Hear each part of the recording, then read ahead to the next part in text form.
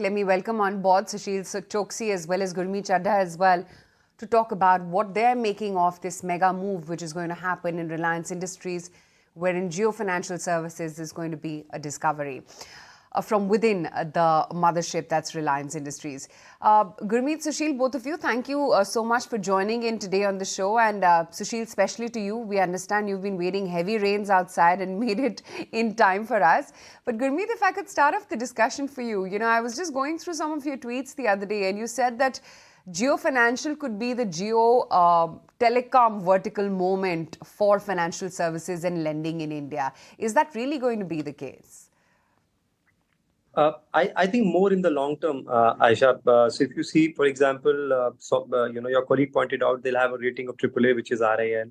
They're starting with, a capital base of almost 1.3, 1.4 lakh crores. And they're stitching a very nice team. So obviously, Mr. Kamath being the non-executive chairman, you have Hitesh Sethia from ICICI, who's a veteran ICICI banker. If you see the board, there is Sunil Mehta, ex-PNB.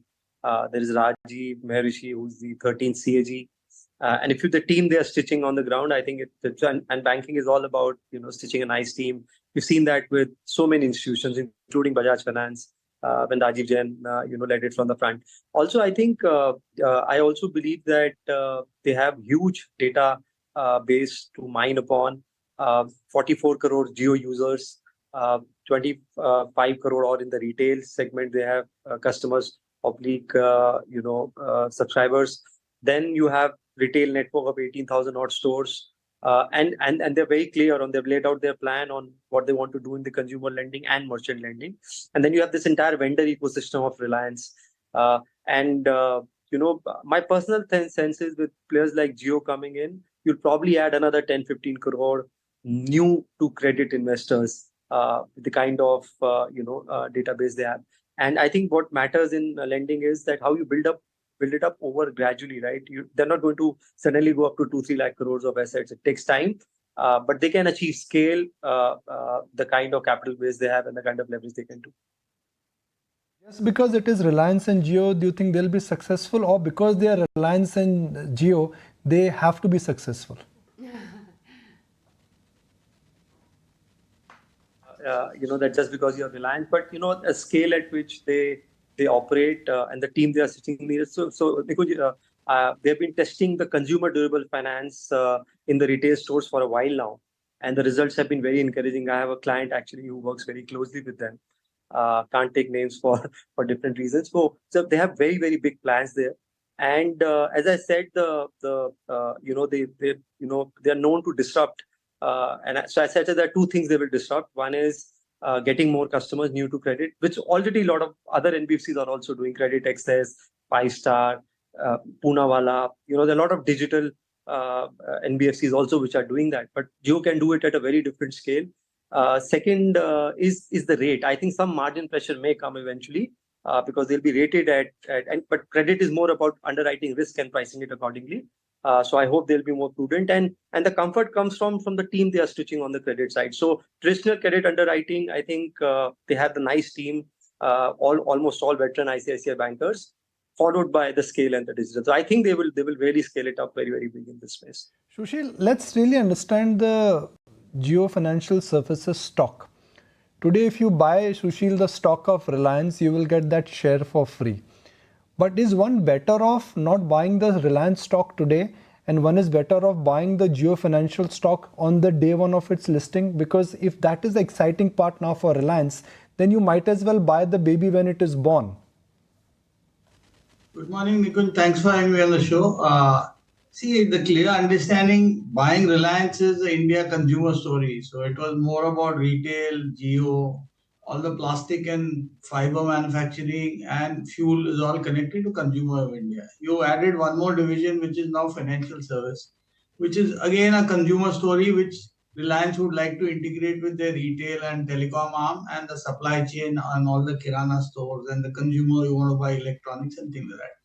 So let's look at how the financial world or the competing banks or competing NBFCs are valued. So looking at those parameters, whether you look at AUM or market cap to book value, So in Reliance's case, the current market cap, let's say the prevailing market price of 2840, it works out to at 6.1%, 1,15,17,000 crores. Whether you give a holding company discount because that shares have been allocated, so Reliance Jio Financial can borrow against that net worth. The other net worth which is existing because of the last 5-7 years of all the efforts which you have put in to start the venture, with all the licenses for distribution of insurance, broking, they may come into mutual fund, credit card, whatever they may work out and do a lot of cross selling. That 28,000 crore value added 3 times, 2 times book value. It all depends on time.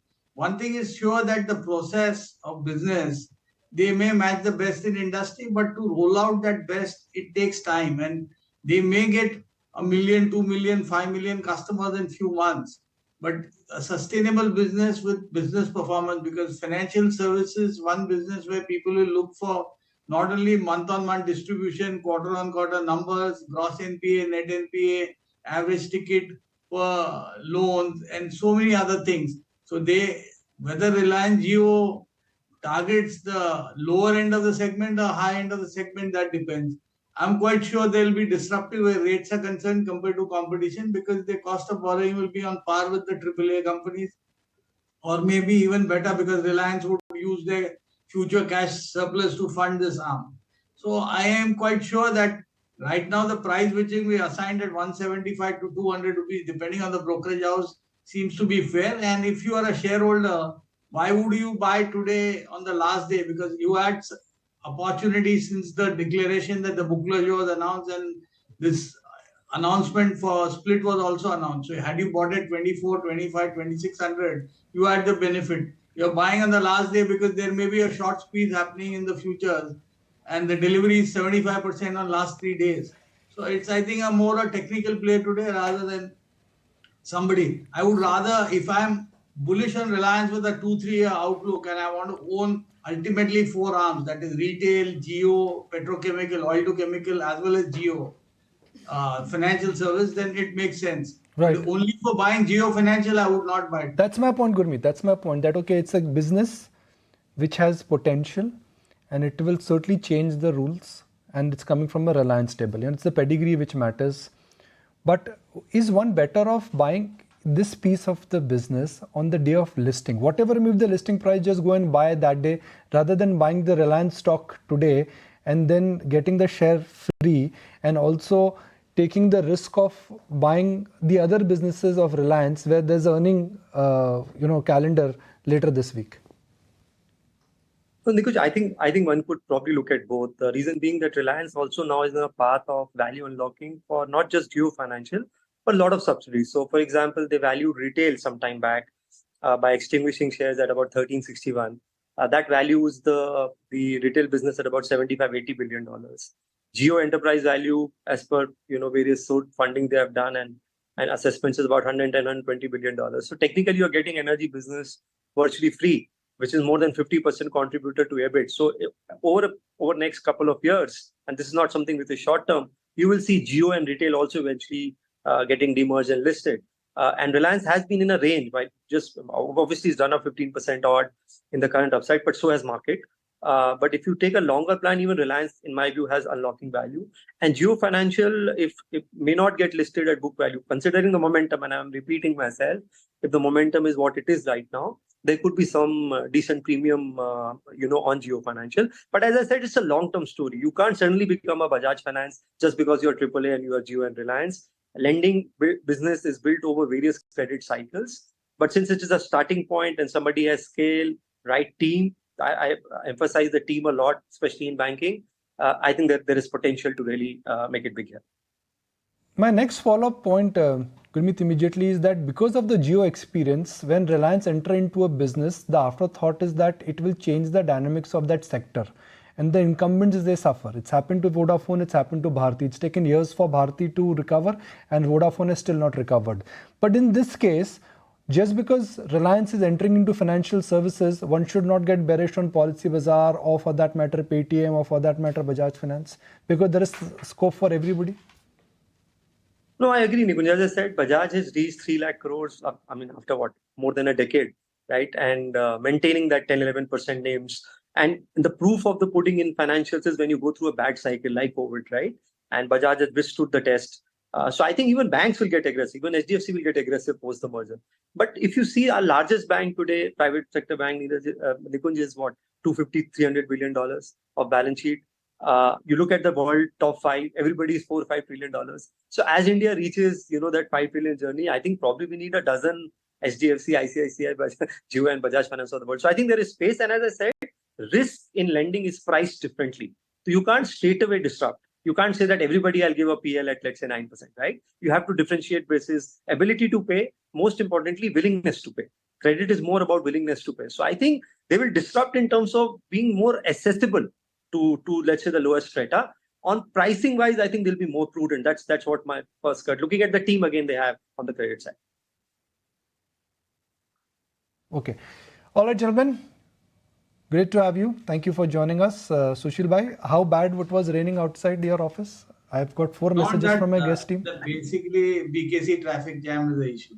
Just imagine if Reliance gets into repairing Mumbai infrastructure, what will happen? That is one business they should get into. Really That is one business they should get into. What do you guys think? Yeah, That even Reliance cannot repair. That I can guarantee. Nobody can repair that. Thanks. Gurmeet is not in San Francisco, right? Gurmeet, that's a Zoom background, right? Yeah, it's a Zoom background.